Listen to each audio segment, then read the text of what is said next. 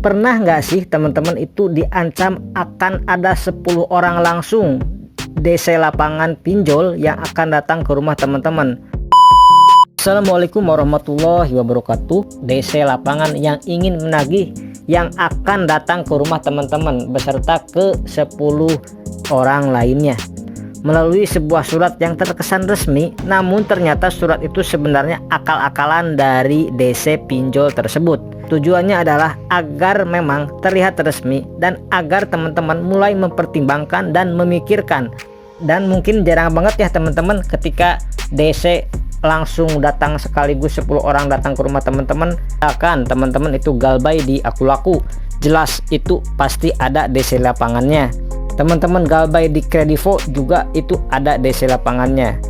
Nah, kalau teman-teman galbay di kayak semacam pinjaman online ada kami atau Sikas, nah itu kan masih belum terbukti ada DC lapangannya atau tidak. Sekali lagi, terlepas dari apapun ancamannya itu, DC pinjaman online itu akan datang kalau memang mereka mempunyai DC lapangannya teman-teman.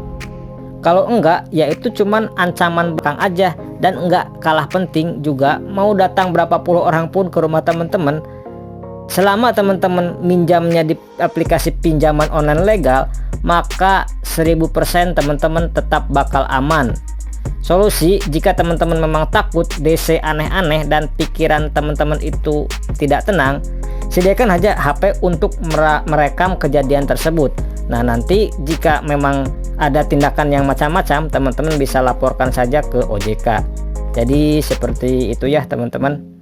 Nah, untuk teman-teman yang pernah dikunjungi DC lapangan pinjaman online, silahkan teman-teman bisa sharing-sharing informasinya di kolom komentar. Dan ini sekali lagi sangat merugikan untuk teman-teman yang mungkin baru saja mendaftar di aplikasi Kredivo, yaitu penipuan Kredivo, di mana ada yang mengaku CS Kredivo lalu menghubungi teman-teman dan meminta data-data pribadi, menjelaskan tentang ya apapun itulah tentang kelebihan Kredivo, kemudian terkesan karyawan Kredivo ataupun CS dari Kredivo.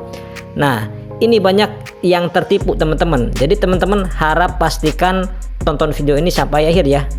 Karena ternyata penipu yang ujung-ujungnya akun Kredivo itu dihack itu tidak bisa diakses, bahkan dipakai transaksi dengan nominal yang cukup besar ya teman-teman. Ini teman-teman harus waspada. Saya yakin teman-teman di sini pasti masih begitu awam ya dengan Kredivo, dan teman-teman harus lebih berhati-hati lagi.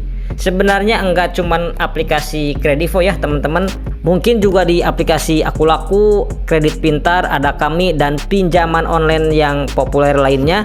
Ketika teman-teman mendapatkan telepon mau itu mengaku dari CS Kredivo, karyawan Kredivo, dan lain sebagainya, itu merupakan jalan para penipu pinjaman online tersebut untuk mengakses akun teman-teman dan membuat transaksi di akun teman-teman.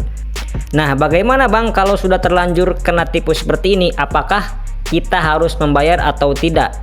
Jika teman-teman tidak bayar, apa resikonya? Oke, di sini saya akan membahas masalah resiko kalau teman-teman itu tidak bayar dulu.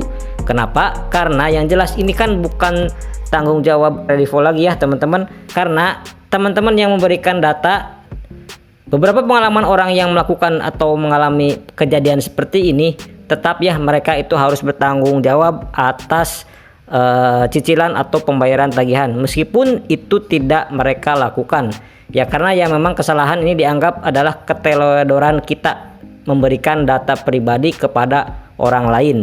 Untuk teman-teman yang mempunyai pengalaman akun Kredivonya dihack, silahkan teman-teman bisa sharing-sharing informasinya di kolom komentar.